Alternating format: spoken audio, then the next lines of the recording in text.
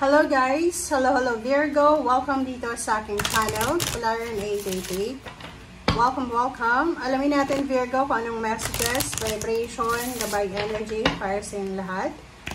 This is for the last week of July 2025. Tingnan natin Virgo kung anong message ang para sa inyo. Okay. Virgo. Okay, first two cards tayo.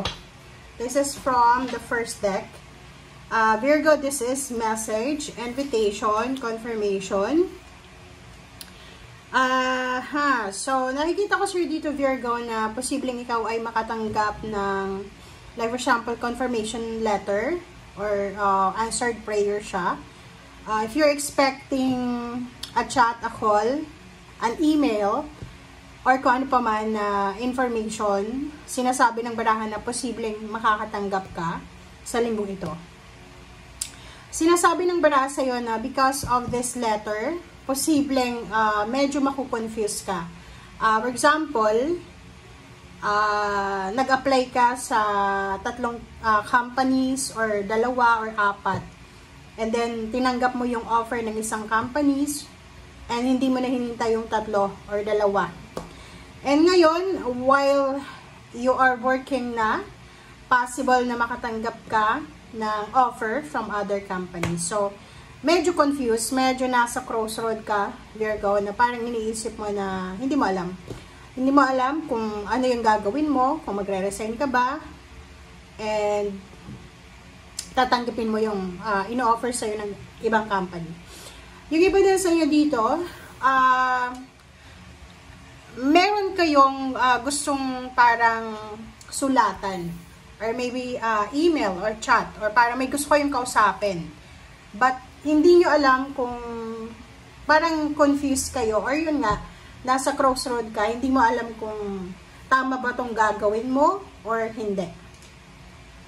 So, paki-comment sa comment section if you are resonated dito sa reading na yan. Okay, so tingnan natin sa second deck, Virgo.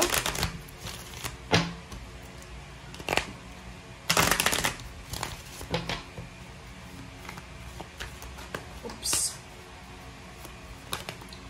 Okay, distant horizon. Okay, so it's confirmation, guys. So, nakikita ko sir dito, maybe this is an offer. This is a job offer from international or from distant horizon. Yun. So, pwedeng makatanggap ka ng sulat galing sa ibang bansa, galing sa ibang lugar. This is a job offer, love offer sa malayong lugar. Malayong lugar, sorry. Galing sa malayong lugar. Okay? Virgo. Okay, so let's clarify. Let's check kung ano pa ba ang message na para sa'yo. And please connect your intuition, Virgo, sa bawat baraha na lumalabas dito. Okay. Tingnan natin.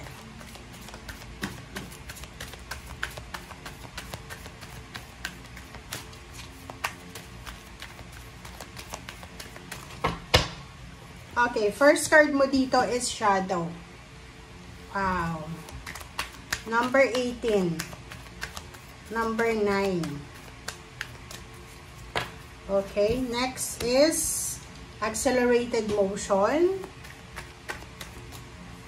Tingnan natin, Virgo. Kung makaka-resonate ka ba. This is love life. This is hope. And this is power. Okay. And sa ilalim mo dito, passion ignited. So, this is harmony. Okay, guys. Virgo. Kung makikita mo dito, sinasabi ng baraha sa'yo dito na may power and shadow card. So, meron na Virgo na medyo nag-aalala. Medyo ano siya yung worried ka. Nag-aalala, nangihinayang, parang ganun. So, medyo malungkot. Kasi itong shadow moment na to, it's either guilt, worries, negative emotions, negative self-talk, parang ganun. And nakikita ko sure dito na power.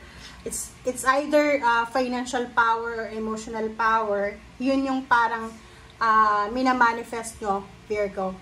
Yung parang yung purpose mo. Ito yung purpose ko eh. Gusto kong maging powerful and financial and emotional. Yung parang you want authority. Okay? Yung parang gusto mo ng otoridad or yung ikaw yung magdedesisyon. But the problem is, nakikita ko na meron kang nararamdaman na uncertainty. Yung uncertainty na yan is hindi mo alam kung matutupad mo pa ba yung pangarap mo sa buhay, hindi mo alam kung hanggang saan ka dadalhin ng iyong mga paa, or ng tadhana. Accelerated motion and harmony, sinasabi ng baraha na if you're single, possible ka na makatagpo ng relationship. Okay? So, dito sinasabi ng baraha na possible ka na makatagpo ng relationship. Or maybe this week, mararamdaman mo na may isang tao na magkakagusto sa'yo or interesado sa'yo. Parang ganun. If you're single.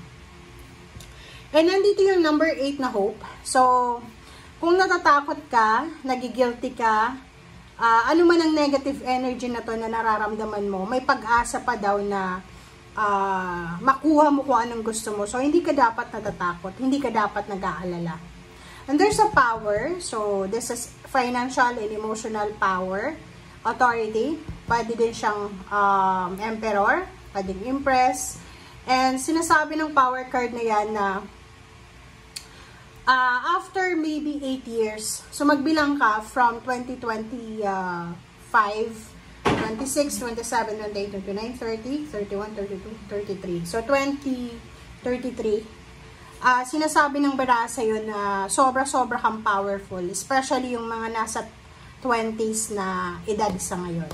Okay? Like you're 23, 24. 8 years from now, masasabi mo na you are powerful and tama yung mga desisyon mo sa buhay. And yung shadow na yan, guys, natural yan. Okay? Lahat tayo dito sa mundong ibabaw, pinagdaanan or pinagdadaanan natin yung shadow na yan eh. Hindi naman perfect yung buhay Depende yan sa pagdadala. So, hindi lahat maraming pera, hindi lahat masaya yung pamilya, hindi lahat kompleto yung pamilya, hindi lahat lumaking may parents, diba? So, you need to be grateful and thankful kahit na ano man na pagsubok ang pinagdadaanan mo sa ngayon. Okay. So, let's check. Let's clarify.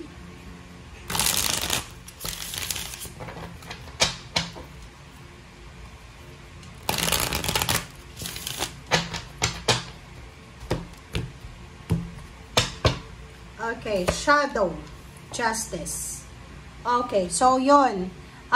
Maybe you are sad or disappointed about the contract or about your new job, about your job, or about your position sa trabaho, about your relationship, or about your family. Sinasabi ng baraha, huwag kang mag-alala. Kasi yung justice na yan, sinasabi na this is karma. So, kung ano yung in-exert natin na energy, kung ano yung sinisend out natin sa universe, yun yung babalik sa atin. So, kung gusto mong maging maayos ang takbo ng buhay mo in the future, ngayon mismo, ayusin mo siya. Okay? Kasi yung result na to is the future. And there's a karmic blessings, karmic justice. So, yun, pwedeng maraming mga regrets kayo kasi yun, kung halimbawa nag-apply ka sa iba't ibang company, tapos yun, maraming offers ngayon, pero may trabaho ka na, so medyo nangihinayang ka. Six of Pentacles, this is balance. So, if you are married, nakikita ko na mababalance nyo na mag-asawa yung mga finances nyo. So, kumbaga, halimbawa, marami kayong utang, marami kayong mga bayarin, sinasabi ng barahan na may mga tao sa paligid nyo na pwedeng matulungan kayo, lalo na sa mga financial needs nyo. And Five of Cups, sinasabi ng barahan na wag mong isusuko ang lahat ng pangarap mo sa buhay, Virgo. There's hope. Okay? Walang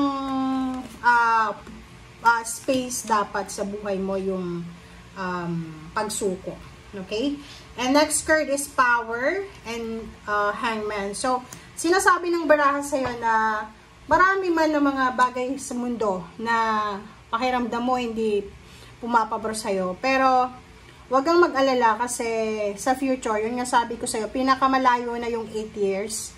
After 8 years, sobrang magiging powerful ka in terms of money and relationship. So, ngayon, kung wala ka pa doon sa energy na yon na powerful, okay lang yon. Just let go, let God, let it flow.